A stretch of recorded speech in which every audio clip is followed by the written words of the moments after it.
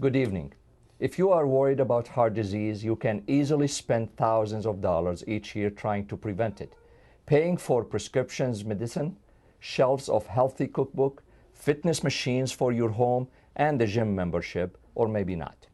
A number of recent studies suggest that you may already have a cheap and powerful weapon against heart attack and stroke and other heart disease conditions.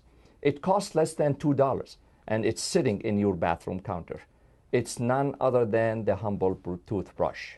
So, can preventing periodontal disease, a disease of the gum and bone that support the teeth, with brushing and flossing, prevent heart disease? Today on Time Waits for No One, Dr. Ameer Kabour discusses with his dentist, Dr. Thomas Valo, how your health, even your heart and blood vessels, can be affected by how well you take care of your teeth and gums.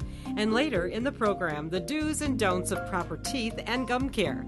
That's next on Time Waits for No One. Want to help me catch some invisible nasties? You know, those little germs that head in your mouth? Try to ruin your smile? Gross, huh? They're too small to see. So, we'll have to use our imagination.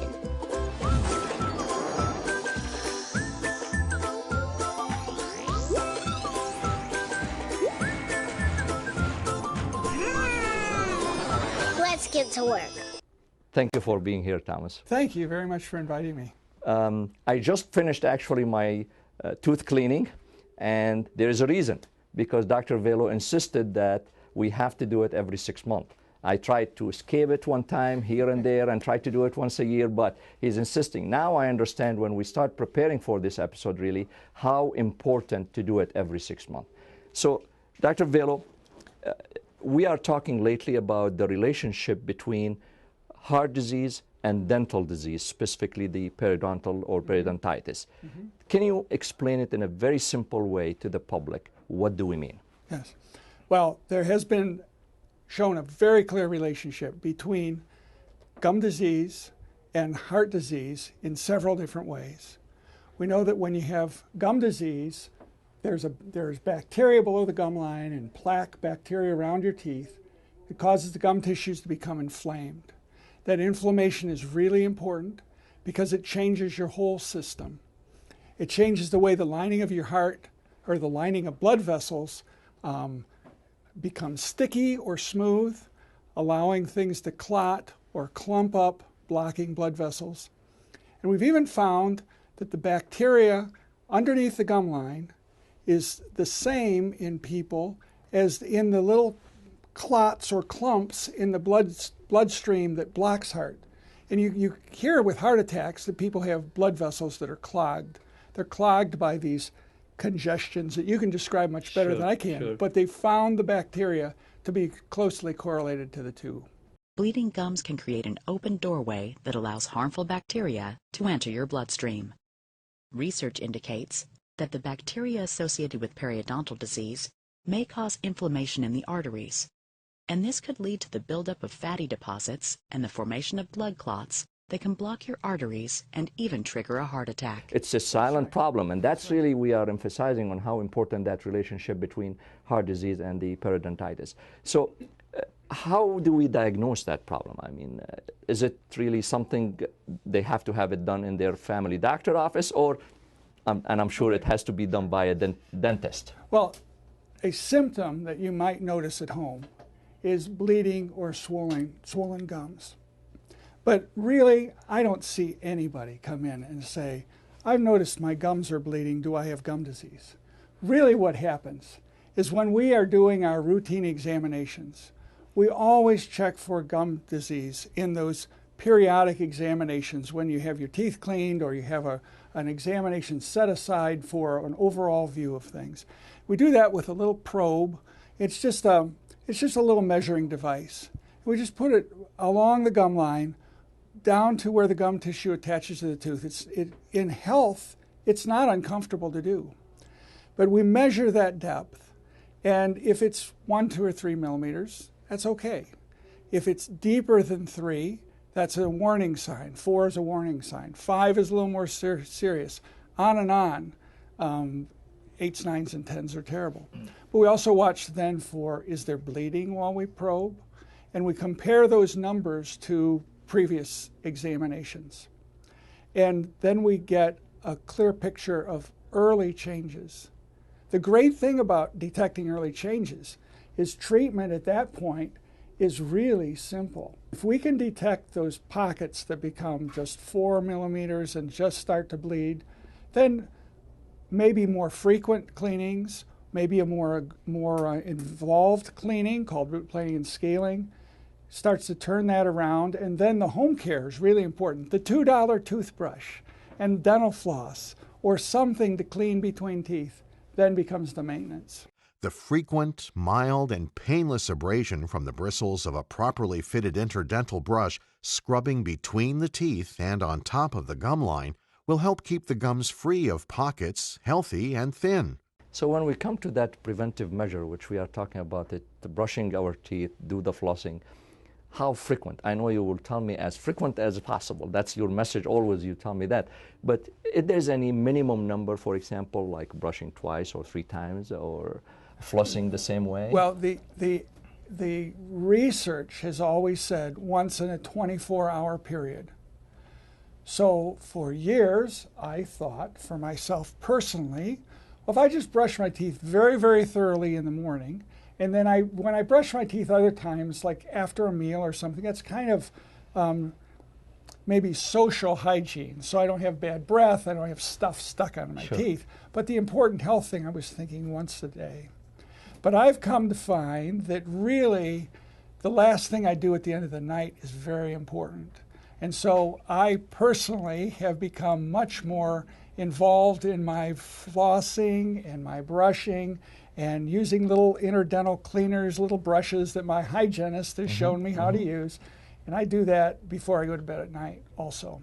So twice a day would be an optimum level. Okay. Absolute minimum, once every 24-hour period. When we are talking about flossing, brushing, which one should we do first? You know, I've always thought about brushing teeth first, and I have toothpaste on my toothbrush, which gives a clean taste. There's detergent involved. There's fluoride in the toothpaste. That's important. And then I follow it with flossing to work the toothpaste between teeth. And again, there's fluoride in the toothpaste. So I'm working the fluoride in between teeth. The fluoride has some really nice effects on the bacteria.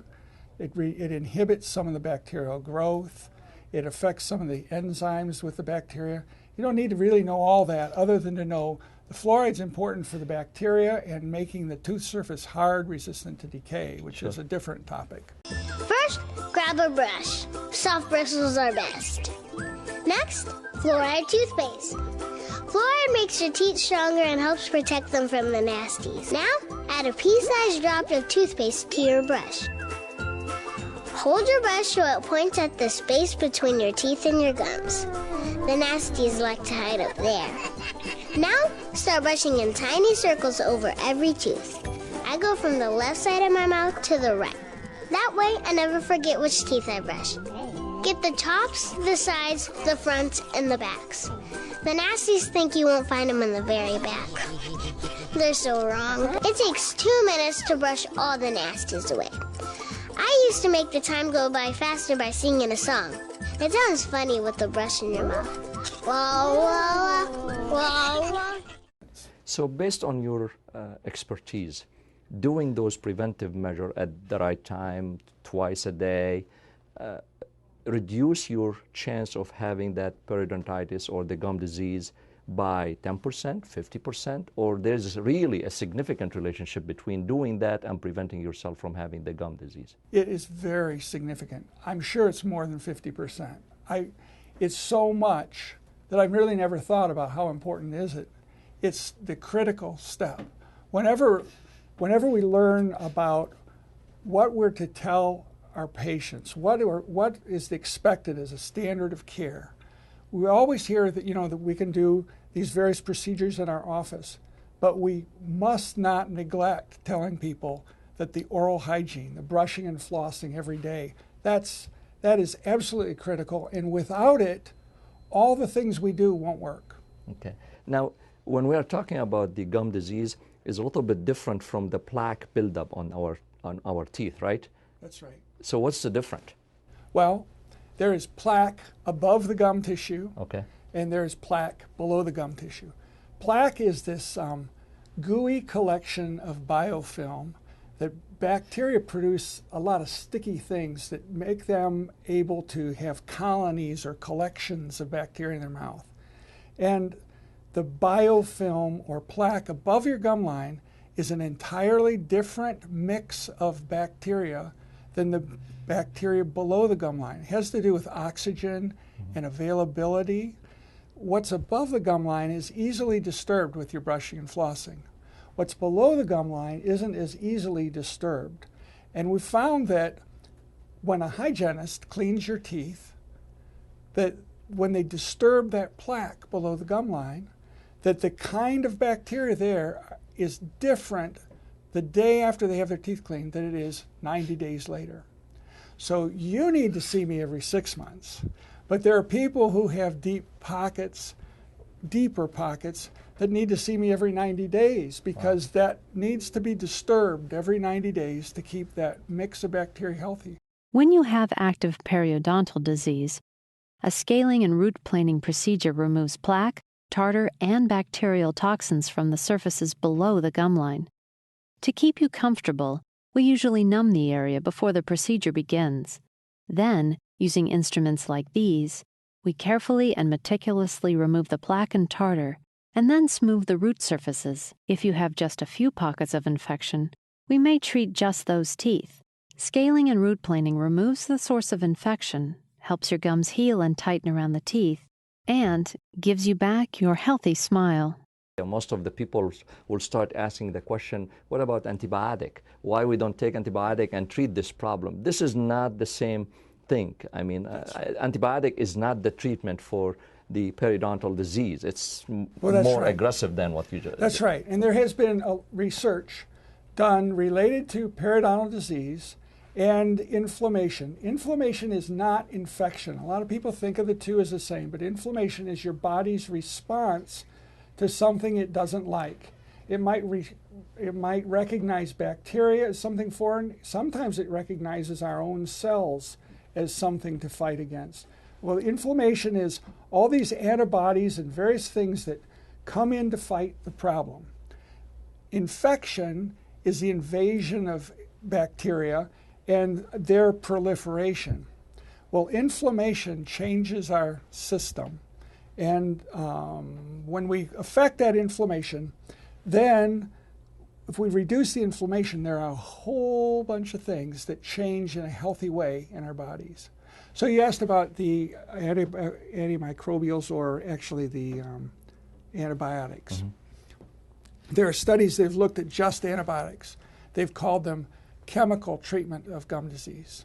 And they've looked at it for heart disease and diabetes, where there's a very, very strong connection. Sure. And the chemical treatment does not have a dose-related effect, but mechanical debridement or cleaning away of the stuff that's building up on your gum tissues will have a dose-related effect. It's so powerful in diabetes that the root planing and scaling, or the mechanical cleaning of that area, is considered as powerful as adding a second drug to the treatment of your gum, or to the treatment of your diabetes. When we're talking about these mechanical cleaning and the periodical follow-up, I mean, what about mouthwash? I mean, is it something, I mean, we should do in relation to the periodontal disease, or the effect is not clear? The effect is not very strong. The reason it's not very strong is it doesn't penetrate the plaques, yes, or that biofilm. It just works on the surface. It'll give you a fresh breath. Yes. It can help gingivitis because that's all on the surface. But when we're talking periodontal disease, I mentioned pocket depths. Yes. We're talking more than 3 millimeters below the gum line. It's difficult to get a toothbrush and floss more than 3 millimeters below the gum line. Rinsing your mouth with an antibacterial is not going to get to those areas. So Can you tell us the type of flossing? I mean, between the teeth, the regular flossing. I mean, can you tell us all of those type and the benefit of each one of them? Yes. First of all, the benefit of floss is that it mechanically rubs the biofilm or the plaque off your teeth. It needs to be something that will kind of engage that material and rub it off. Sure. So there are some flosses that are very, very slippery, and they're like the Teflon plumber's tape sort of thing. And a lot of people like those because they slip between your teeth so easily.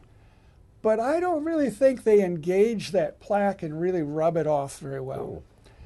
There are other flosses that if you pick them apart, if you look at them, they're little strands, and you can separate them. If you spread that out over your tooth and you rub it up and down on the side of the tooth, it will engage that and do that. There are other flosses then that are yarn-like, and they really engage that, but they're bigger and they may not be comfortable unless there's some spaces between teeth. Flossing removes plaque where a toothbrush cannot reach. These areas are along the gum line and between your teeth. If the plaque is not removed, it forms acid. This causes teeth to decay and gums to become infected. To floss your teeth, start by taking about 12 inches of floss. Slide the floss between your teeth, curving around each tooth, making a C shape. Make 3 scoops on each side of every tooth, going slightly under the gum line. Repeat this process with the lower teeth. Don't forget to floss behind your back teeth. Finally, there are little brushes that you can buy that are designed for in between teeth. And they call them interproximal brushes, which just means the spaces between teeth. And if there are a little bit larger spaces, those interproximal brushes work well. There are also some balsa toothpicks that are designed for gum tissue. Those work well if there are spaces between teeth. We measure the pocket from the bottom of the pocket, where it's attached to the tooth, to the top of the gums. A probe reading of more than 3 millimeters is a sign of periodontal disease. So now we are talking about heart disease and the risk factors. And you know, everybody knows about smoking, high blood pressure, high cholesterol, diabetes, obesity, and unfortunately now we have to add another one, which is the periodontal disease. And the periodontitis as a very common risk factor because a good relationship between heart disease and it's almost, some of the studies suggest that if you have that kind of problem, your risk of having a heart attack or stroke will be doubled. I want to ask you about endocarditis. You know, many patients comes to you who supposed to get some antibiotic specifically in preparation for having the dental work, specifically cleaning when they bleed. Can you give us just the reasoning why some of the patients, not everybody, require that kind of preparation? Sure. Think of what a little bit ago I mentioned how bleeding becomes a portal or a path for bacteria in the mouth to get into the bloodstream. I also mentioned that some of the lining of vessels can be sometimes sticky and bacteria can settle in those areas. There are some conditions. For example, I believe heart valves would be a great example of that, where those surfaces are not as smooth. If you would measure, think of a wind tunnel where you see automobiles and they make the little smoke paths and they see how the air passes over the automobile. Well, the surface of surgically altered sites is never as smooth as an untouched surface. And so there's a little turbulence, a little backwater or eddy. If you hang around rivers or creeks, you would know, how the water just kind of swirls and comes back. And those are places where bacteria does not just smoothly flow by, but it has a chance to kind of settle. And that becomes a place where bacteria in your mouth can become an infection in that lining of the heart or blood vessel. And so that's why there's discussion about using antibiotics before dental visits, because we know that you can have bacteria introduced to your bloodstream with ordinary eating and with brushing every day if you have some problems with gum disease. And when we clean your teeth, we're working in the areas that are going to be disturbed, And if they bleed easily, that becomes an open door for the bacteria to enter the bloodstream. And that's why really those patients, the one who meet the criteria of the need for antibiotic as preventive measure, they should talk to their family doctor and to their cardiologist, who are able to answer that question and tell them if really they need that antibiotic or not, because that's a small number of people who could require that kind of treatment as a preventive measure. So I hope you can discuss it with your doctors. So the question of whitening is talking about your existing teeth, not altering your existing Yes. teeth. And there are a number of products today that work in a peroxide type base to take away stains on the surface of teeth and actually change the color of the core of the tooth as well. So oxygen breaks down some of the stains that are on teeth, and that's what you see with their over-the-counter whitening products. Your dentist can provide some whitening products. There are a number of things that can be done. Most of them are safe. The toothpastes that are whitening pastes, however, are mostly abrasive pastes to rub off stains. And I would be careful with how you apply that, because if you've had some other kinds of dentistry done, you might lose some of the sheen or surface on some of those restorations. I see. That's So really important. you would want to ask your dentist, is it okay for me to use a whitening toothpaste? And for many people, I say that's great. That'll be fine, and you can do that. But there are a number of restorations we've placed, a number of things we've done that will wear out a little bit faster in an abrasive environment. The whitening gels, like you buy over the counter or your dentist provides, that are the peroxide, carbamide peroxide or hydrogen peroxide, are safe, and they will not alter that sheen. Wow, that's important, really. What about what we eat and drink? Since you worked on my teeth, I use the straw to drink my coffee. That's based on your advice. So can you tell us the relationship between coffee and the teeth color, and at the same time, the what we eat, what we drink? I mean, how important is that? Well, it has a big impact on the color of your teeth. We see a lot of stain from tea, red wine, coffee, dark colas, but it could be expanded to be many things that have dark pigments, probably ketchup and blueberries and on, because those stains are just some of the food resting on your teeth or soaking into the surface of the teeth, altering that color. You see in smokers, in my mind, I have a picture when you ask this question. I picture a smoker who drinks a lot of coffee and dark brown teeth. And there's an association that I have. You mentioned we all want white teeth. We have an association about when we see something, we see a picture in our mind of what their life is like. It may or may not be accurate, Sure. but we do make those associations. Absolutely. And dark teeth are not attractive in our culture, and white teeth are considered vibrant and vital. And I think it comes from youth. Think of young people have not had the ability to drink coffee for 50 years or smoke cigarettes or eat or drink a number of things that are going to change the color of their teeth. And so their teeth are white.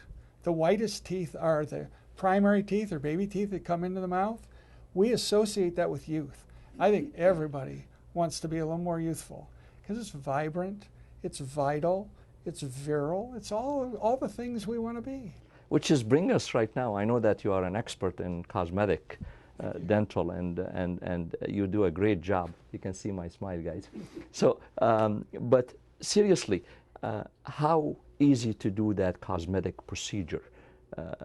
I mean, I know there's too many things can be done. Can you give us the technical cosmetic dental work?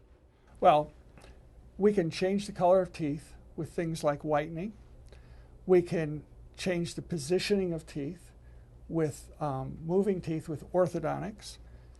Today, orthodontics is not just the conventional braces that you think of with orthodontics, but there are a lot of clear plastic appliances and things that are made. You've seen those on television and advertised. There's an ability to move just a few teeth for that. So that would be repositioning. Mm-hmm. And we use an orthodontist a lot, and I'm a general dentist. Mm-hmm. I do a little bit of that Sure. too. We can restore teeth, and we can restore teeth with bonding. It would be a resin bonded to the surface of teeth. We can use porcelains and ceramics, and those can be veneers and crowns.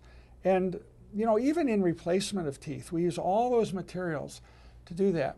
If you want to do something to improve your smile, as you talk with your dentist, depending on how much you're wanting to change your smile, you probably want someone who has really dedicated their career to doing those kinds of things. If you're doing whitening or something simple, I'm not sure that's necessary. But the more you're changing those things, you want someone who really has focused very hard on those things and coordinates his care with other groups of people, draws on specialists. I often will work up a smile design for someone, and I will make the blueprint. And then I may talk to an orthodontist to do one thing and a periodontist to do something else. Sometimes I might even talk to a plastic surgeon about something that's not part of my scope, but I understand it as part of that smile design. So I think it's important to have someone who's dedicated. Dr. Valo, really, it was very informative, and really I appreciated you gave enough information to the public about how to take care of themselves, how to take care of their risk factor, the relationship between heart disease and dental problem right now, and I really appreciate it, and thank you for being here. Thank you very much. Thank you so much. Thank you so much. Periodontal disease might be an early sign of cardiovascular problems. Heart disease can be hard to catch early because many of these conditions that precede it have no symptoms. You won't ever feel your arteries hardening or your cholesterol rising, but you might notice bleeding or painful gum. If you are at risk for heart disease, do the obvious. Lose weight if you are overweight, eat healthy, exercise most days of the week, control any condition that increase your risk, such as diabetes, high cholesterol, high blood pressure, and also make a special effort to prevent oral health problem. That's especially true for the people who are at higher risk for developing heart disease, because time waits for no one.